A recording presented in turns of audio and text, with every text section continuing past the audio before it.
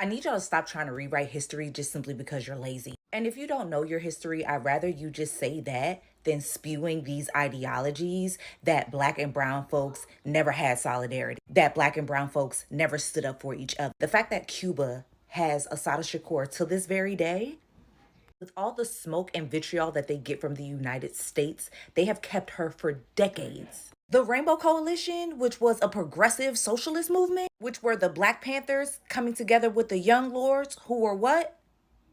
Latinx. And this is in the 1960s. Workers' rights and labor rights movements have always been Black and brown folk. We can go so far back as enslavement, where Mexico abolished slavery and enslaved Black people sought freedom and asylum there. Yeah, before Cancun and Tulum were hot spots. And we can go back and forth about how anti-Blackness exists and shows up in every facet of society, including in the Black community. And that when organizations like the NAACP were doing paper bag tests and not standing up for poor Black folks, you know, like how we know more about Rosa Parks than we do about Claudette Colvin, it was other poor ethnic groups that aligned with us to help us so that we could help each other. Read a book. You know what's crazy to me, bro, is when they had the BLM protest, everybody was popping out. Every celebrity, YG, the Ball brothers, everybody was popping out. Where's that now?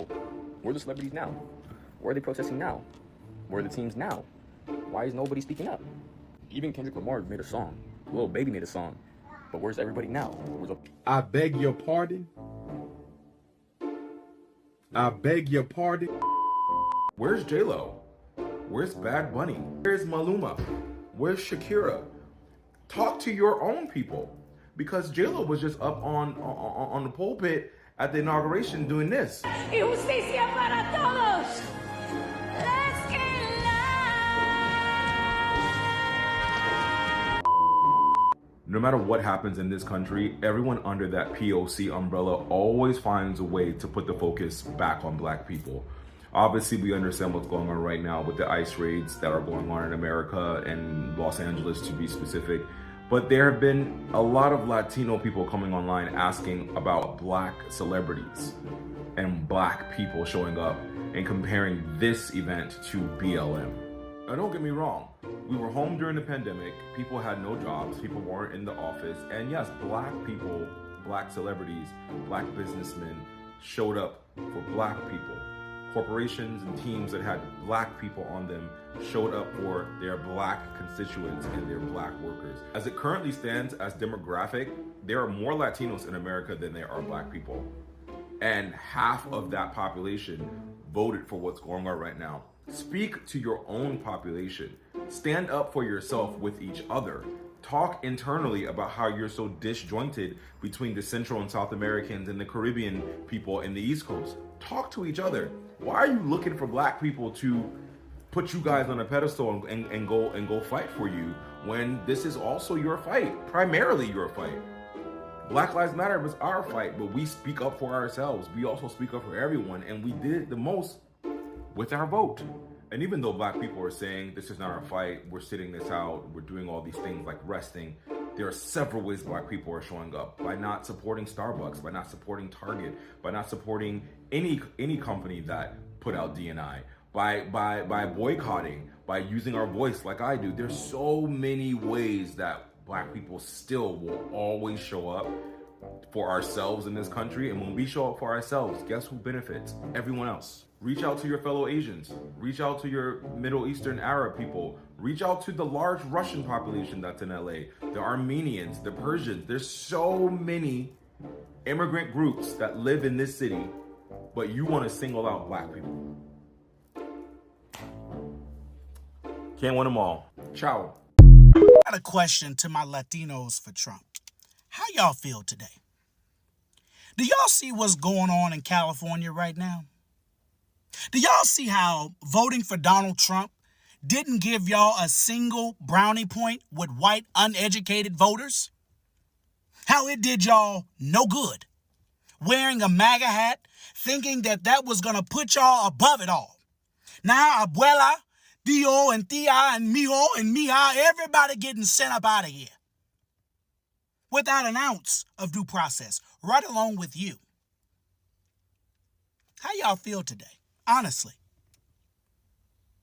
Y'all did all that Latinos for Trump. We love Trump. Now you're up out of here. Y'all were the deciding factor in all of this. White, uneducated voters were going to vote for Trump no matter what. That was a lost cause. But you people, on the other hand, whole different ball game. This was an open book test, and y'all failed. Talking about some black people, why you not helping us? You crazy as hell. Because last time I checked, every time we went through something, we went through that bitch our damn selves. Slavery, where the fuck y'all was at? Last time I checked, we freed our damn selves. Yeah, that's right. Slavery ended because the war down here in Florida with a group called the Florida Seminole Wars that was black runaways, Native Americans, and black aboriginals giving Andrew Jackson and the boys hell for 8 years straight. And we ain't asked nan nigga for help. How about Jim Crow? Last time I checked, y'all didn't ride for Emmett Till. Where the fuck you was at? What about redlining? What about the fight for reparation? Where the fuck you at? What Future say? Where the fuck you at when a nigga really needs you? Where the fuck you at when a... And we not finna sit here and start acting like y'all fuck with niggas for real. And this goes for you legals, illegals, Mexicans, Caribbeans, Africans, whatever the fuck y'all wanna call yourselves. The only reason white people let y'all in this country legally, for the legal ones, is because they knew you would conform to white supremacy as an economic refugee. Right. So you didn't come here to help a nigga. You didn't come here to support a nigga. You came here for opportunity and benefits. Because in America, there's only two ideologies. Either your ass is pro-black or you conform to white supremacy. And you niggas been conforming to white supremacy. So a nigga don't feel sorry for you no kind of way. Come get y'all. Listen, if it's too hot, get the fuck out the kitchen. If you ain't no dog for real, get the fuck out the pen. Why are black people saying this is not our fight making you upset? I've seen video after video from Latino creators or Latino people coming online pleading to black people to put our bodies at the forefront of this fight against illegal ICE raids, against deportation, against roundups, against undocumented people being rounded up and families being disjointed. But there's several reasons as to why you should not be shocked that black people are sitting this one out. You guys all remember that this is a subset of your community last year.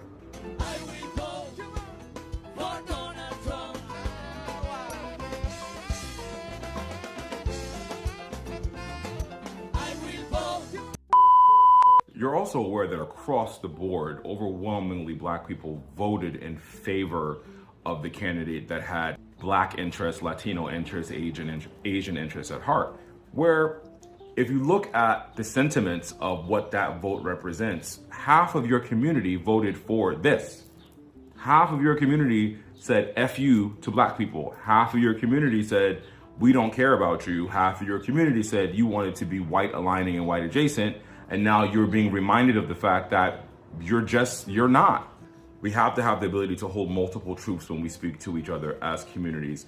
The truth is that Latinos are not in a monolith. It's just an all-encompassing umbrella that they put you under. And that, yes, majority of the people that voted for Donald Trump and were doing that were Cuban and were other people in different parts of the country, and undocumented people in Mexico, in California are being impacted by that. That is true. But what's also true is that there is a history of black people fighting and being at the forefront of civil rights in this country since the inception of civil rights in this country. And it's always been pushback and non-solidarity from multiple communities who are voting and always going against black people. So this particular time when black women especially really came out in droves and really fought forward with our votes, and you guys didn't do it, your community didn't do it. It's like, why would I fight now? Why would I fight now? So I just need you, like, if you're gonna come online and make pleas and ploys to black people, because I've seen so many video, start by acknowledging the fact that your community has colorism, anti-blackness, and voted against your own best self-interest. Start with that. Don't come in here and ask black people just to put our bodies at the forefront of the line, because we've been doing that for a century. Secondly, I think the majority of black people who are saying that they're sitting this one out are using their voice in other ways or having solidarity with you in other ways, but they're not going to protest. They're not going to go get hit by rubber bullets. They're not going to put themselves in harm's way or make that effort again, because you guys, it's time for you to fight for yourself. Does that make sense? I hope that makes sense for you. Now, There's also a bunch of black people online who are asking black people to come out and fight for everyone, and everyone needs to fight, and this is our fight as well. While I do agree with a lot of those sentiments, because if they're doing it to brown citizens, they can do it to black citizens, and they can use the Congo and Haiti as an excuse to just racially profile all of us. That's very true. But you have to stop telling black people to put themselves on the line when black people are exhausted. Black people are exhausted. Black people have done so much for all communities in this country. At a certain point, there has to be a time where they need to rest. And right now, a bunch of people are resting, and that's fine.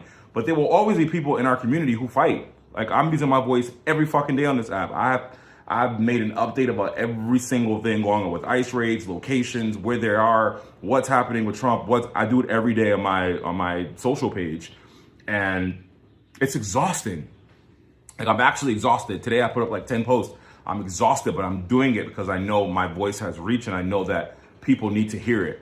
And that's my personal choice. I'm not doing it because I feel obligated. So stop trying to make people feel obligated to put themselves on the line again.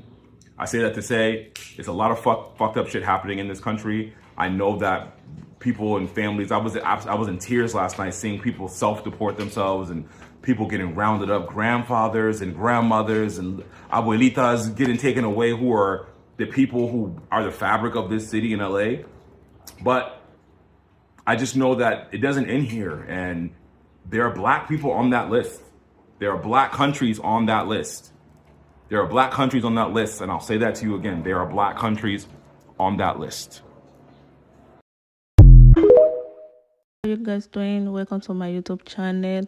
In case you come across my video for the first time, please do not forget to like and subscribe, and also give your own opinion.